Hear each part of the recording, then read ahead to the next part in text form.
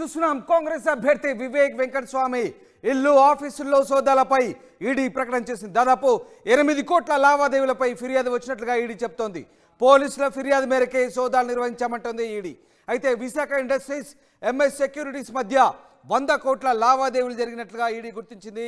ఆ డబ్బు MS vigilance security ఆదాయం కాదని తేలినట్లుగా ఈడీ చెప్తోంది. వ్యాపారం ద్వారా వచ్చింది 20 లక్షలు మాత్రమేనని ఈడీ అంటోంది. ఆస్తులు అప్పులు కలిపి 64 కోట్ల బ్యాలెన్స్ షీట్ ఉందంటూ ఈడీ ఆరోపిస్తుంది. లావాదేవీలు మాత్రం 200 కోట్లకు పైగా ఉన్నాయని కంపెనీలకు వివేక్ పరోక్షంగా నియంత్రిస్తున్నారంటూ ఈడీ ఆరోపిస్తున్న పరిస్థితి. ఇక ఎంఎస్ సెక్యూరిటీ ఫెమా నిబంధనలు ఉల్లంఘించిందని ఈడీ ఆరోపిస్తుంది. ఎంఎస్ సెక్యూరిటీ సంస్థకు మాతృ సంస్థ యశ్వంత్ రియల్టర్స్గా ఈడీ భావిస్తోంది. యశ్వంత్ రియల్టర్స్లో విదేశీయుల షేర్లు ఎక్కువగా ఉన్నట్లుగా తెలుస్తోంది. వివేక్ ఫెమా నిబంధనలు ఉల్లంఘించి విదేశాల్లో కంపెనీ ఏర్పాటు చేశారని ఈడీ భావిస్తోంది.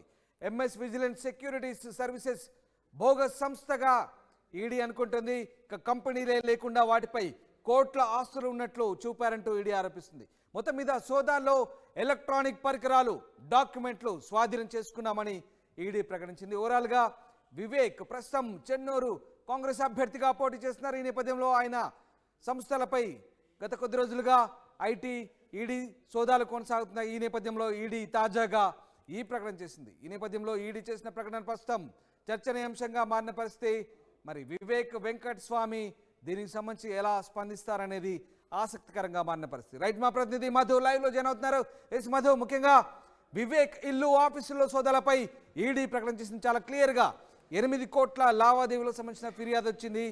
పోలీసుల ఫిర్యాదు మీదకి సోదాలు నిర్వహించామంటుంది. అయితే వాళ్ళు చూపిన బ్యాలెన్స్ షీట్కి కంపెనీ జరిపిన లావాదేవీలకి ఏమాత్రం సంబంధం లేదని 100 కోట్లలో లావాదేవీలు జరిగినట్లుగా ఈడీ చెప్తుంది. అదంతా కూడా బోగస్ సంస్థల పేరు మీద వివేక్ వెంకటస్వామి చేసినటువంటి లావాదేవీలుగా ఈడీ చెప్తున్న పరిస్థితి. సో ఏం జరుగుతుంది, ఎలాంటి చర్చ సాగుతుంది? వివేక్ ఐటీ ఈడీ సోదాలకు సంబంధించి ఈడీ ఇచ్చిన స్టేట్మెంట్పై ఎలాంటి చర్చ సాగుతోంది మధు? ఎగ్జాక్ట్లీ ఎన్నికల సమయంలో కావచ్చు వివిధ కంప్లైంట్స్ వచ్చాయి. కంప్లైంట్ రూపంలో వచ్చినటువంటి 8 కోట్ల నగదు లావాదేవీలకు సంబంధించి ఏదైతే ట్రాన్స్ఫర్ కావడం జరిగిందో ఆ అంశానికి సంబంధించి కంప్లైంట్ వచ్చింది. దానిపైన దర్యాప్తులో భాగంగా ఈడీకి వచ్చినటువంటి కంప్లైంట్లో భాగంగా వారు సెర్చ్ చేశారు. సెర్చ్లో అనేక అంశాలు తెరపైకి తీసుకొచ్చాయి. ఈడీ సంబంధించినటువంటి సెర్చ్ ఆపరేషన్లో కళ్ళు బైర్లు కమ్మే లాంటి అంశాలను వారు ఈడీ అధికారులు ఈరోజు బయటకు పెట్టారు. దాంట్లో ప్రధానంగా చూస్తే ఫెమా నిబంధనల్ని వివేక్ ఉల్లంఘించారనేటువంటిది. ఫారెన్ ఎక్స్చేంజ్ మేనేజ్మెంట్ యాక్ట్ ఏదైతే ఉందో విదేశీ మారక సంబంధించినటువంటి నిల్వలు అంటే అక్కడ నుంచి మారక ఇక్కడికి ట్రాన్స్ఫర్ వచ్చినటువంటి విషయాలు కావచ్చు, ఇటు నుంచి విదేశీ మారక ద్రవ్యంగా మారేటువంటి విషయంలో ఫెమా నిబంధనలను ఉల్లంఘించారనేటువంటిది ఈడీ పేర్కొనడం జరిగింది. దీంట్లో పలు అంశాలను కేవలం 8 కోట్లే కాదు, మొత్తం జరిగినటువంటి దాంట్లో 20 లక్షలకు సంబంధించినటువంటి బిజినెస్ జరిగితే దాన్ని కోట్ల రూపాయల్లో 64 కోట్ల రూపాయల్లో చూపించారనేటువంటిది, దాన్ని 100 కోట్లు తర్వాత 200 కోట్ల రూపాయలుగా దాన్ని ట్రాన్సాక్షన్స్ జరిగాయనేటువంటిది వారు గుర్తించడం జరిగింది.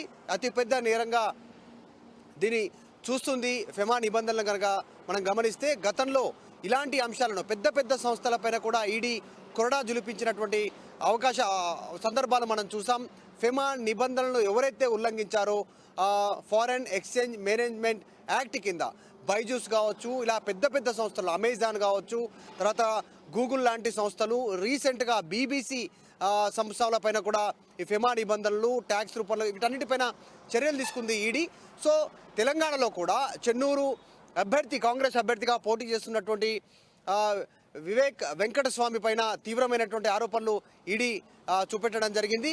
ఇందులో ఒక్కసారి కనుక మనం డీటెయిల్స్లోకి వెళ్తే ఈయన ఫెమా నిబంధనలు ఉల్లంఘిస్తూ ఎంఎస్ సెక్యూరిటీకి నగదు బదిలీకి సంబంధించినటువంటి ట్రాన్స్ఫర్ ఏదైతుందో అమౌంట్ అంతా కూడా ట్యాక్స్ చూపించకుండా, వచ్చినటువంటి ఆదాయాన్ని చూపించకుండా, దీంట్లో మనం చూస్తే వ్యాపారం ద్వారా వచ్చినటువంటి లాభం కనుక చూస్తే కేవలం 20 లక్షలే ఉన్నట్టుగా లెక్కలు చూపిస్తూ ఉన్నారు.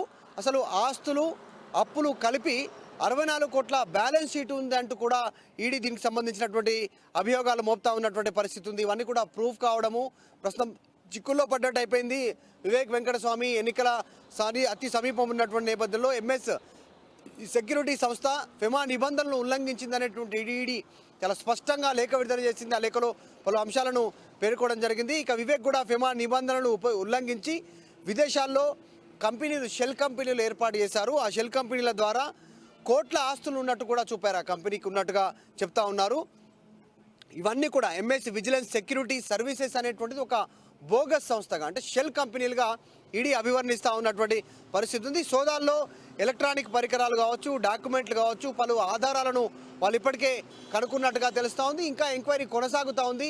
ఎన్నికల సమయంలో ఈడీ తీసుకున్నటువంటి నిర్ణయంతో వివేక్ వెంకటస్వామి ఖచ్చితంగా చిక్కుల్లో పడ్డట్టుగా ఉంటుంది. ఫెమా అనేటువంటిది చాలా పెద్ద కేసు ఇండియాలో, భారతదేశంలో. ఫెమా నిబంధనలు ఉల్లంఘించి ప్రూఫ్ అయితే దానికి సంబంధించిన ప్రూవ్ చేయగలిగితే దీని నుంచి తప్పించుకోవడం చాలా కష్టతరమైనటువంటి పరిస్థితి. ఇలా పెద్ద పెద్ద సంస్థలు, పెద్ద పెద్ద వ్యక్తులు ఫెమా నిబంధనలు ఉల్లంఘించినటువంటి వారంతా కూడా ఈరోజు తీవ్ర ఇబ్బందులు ఎదుర్కొంటున్నారు చట్టపరంగా.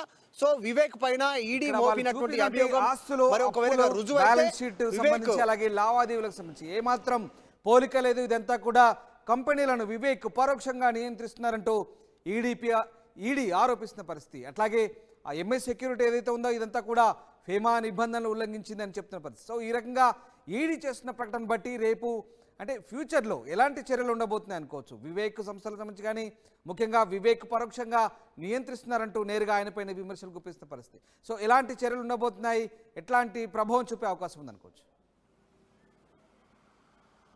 ఎగ్జాక్ట్లీ ఈడీ తీసుకున్నటువంటి చర్యలు కనుక సీరియస్గా వాళ్ళు దృష్టి పెట్టారు కాబట్టి మొన్నటి వరకు బీజేపీలో ఉన్నారు, కాంగ్రెస్లోకి వచ్చారు, కాంగ్రెస్ పార్టీ అభ్యర్థిగా పోటీ చేస్తున్నారు. ఈ రాజకీయపరమైనటువంటి కుట్ర అనేటువంటి ఆరోపణలు వీరి తరఫు నుంచి ఉన్నప్పటికీ కూడా ఆధారాలు, ట్రాన్సాక్షన్ ఏదైతే జరిగాయో, అమౌంట్ అటు ఇటు ట్రాన్సాక్షన్ జరిగాయో దానికి సంబంధించినటువంటి ఆధారాలను ఈడీ గుర్తించడం జరిగింది. ఫెమా నిబంధనలను ఉల్లంఘించారనేటువంటి ప్రధాన అభియోగం వీరిపైన తీసుకుంటున్నటువంటి పరిస్థితి. సో ఖచ్చితంగా చర్యలు ఉంటాయి. ఎన్నికల తర్వాత కూడా చర్యలు ఉండేటువంటి అవకాశం ఉంది. ఇవన్నీ కేంద్ర దర్యాప్తు సంస్థలు చాలా లోతుగా విశ్లేషిస్తాయి.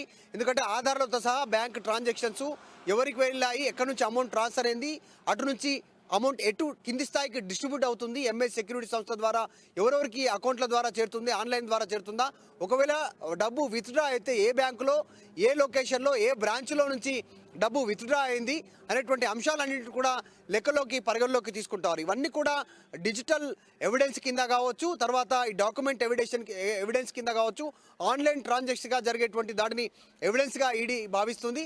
వీటన్నిటిపైన తీవ్రమైనటువంటి అభియోగాలు ఉంటాయి కాబట్టి వాటన్నిటిని ఫేస్ చేయాల్సినటువంటి అవసరం ఉంది. ఇప్పుడు ఆయన ఈ కంపెనీకి చైర్మన్గా ఉన్నటువంటి పరిస్థితి, బాధ్యతగా ఆయన ఖచ్చితంగా వీటన్నిటిపైన సమాధానం చెప్పాల్సినటువంటి అవసరం ఉంది. ఎంఎస్ సంస్థ సెక్యూరిటీ సంస్థ ఎన్ని రోజులు నడుస్తూ ఉంది, కేవలం ఈ మధ్య కాలంలోనే ఇంత ట్రాన్సాక్షన్స్ ఉంటే గతంలో కొన్ని సంవత్సరాల నుంచి జరిగినటువంటి ట్రాన్సాక్షన్స్ ఏంటి, కేవలం ఎంఎస్ సెక్యూరిటీ లాంటి సంస్థ ఒకటే ఉందా, ఇలాంటి షెల్ కంపెనీలు ఇంకా వేరే ఉన్నాయా, వీటన్నిటిపైన లోతుగా వారు పరిశీలన చేసేటువంటి అవకాశం ఉంది రామ్. ఎందుకంటే రీసెంట్గా జరిగినటువంటి తెలంగాణలో కొన్ని చూస్తూ ఉంటే పొంగులేటి శ్రీనివాసరెడ్డి పైన కూడా ఈడీ దాడులు కొనసాగుతున్నాయి. ఐటీ సంబంధించిన దర్యాప్తు సంస్థలు కొనసాగిస్తున్నటువంటి పరిస్థితి. సో ఇప్పుడు వివేక్ పైన కొనసాగుతున్నాయి. ఈడీ విడుదల చేసినటువంటి లేఖలోనే చాలా స్పష్టంగా చెప్తా ఉంది. 20 లక్షలు వచ్చినటువంటి ఆదాయాన్ని కోట్ల రూపాయల్లో చూపిస్తున్నారు. 64 కోట్ల రూపాయలు అప్పులు, ఆదాయము లెక్కలు చూపిస్తూ ఉన్నారు. 200 కోట్ల రూపాయల ట్రాన్సాక్షన్ జరిగాయి. ఇదంతా కూడా అక్రమంగా జరిగాయి అనేటువంటిది వాళ్ళు చెప్తా ఉన్నారు. అసలు అడ్రస్ లేనటువంటి, ఆదాయం లేనటువంటి, ఒక్క రూపాయి కూడా ఇన్కమ్ లేనటువంటి ఎంఎస్ సెక్యూరిటీ సంస్థ ద్వారా ఇంత ట్రాన్సాక్షన్ జరగడాన్ని తీవ్ర నేరంగా పరిగణిస్తూ ఉంది. రానున్నటువంటి రోజుల్లో ఫెమా నిబంధనలు చాలా కఠినతరంగా ఉంటాయి కాబట్టి దీన్ని ఖచ్చితంగా ఆయన ఎదుర్కోవాల్సినటువంటి పరిస్థితి ఉంది. ఫ్యూచర్లో కూడా ఆయన మరి ఇలాంటిని ఏ రకంగా ఫేస్ చేస్తారు అనేటువంటిది చూడాలి. Right, thanks for the update Madhu. ఇది మొత్తం మీద వివేక్ సంస్థల్లో జరిపిన సోదాలకు సంబంధించి ఈడీ ఒక ప్రకటన చేసింది.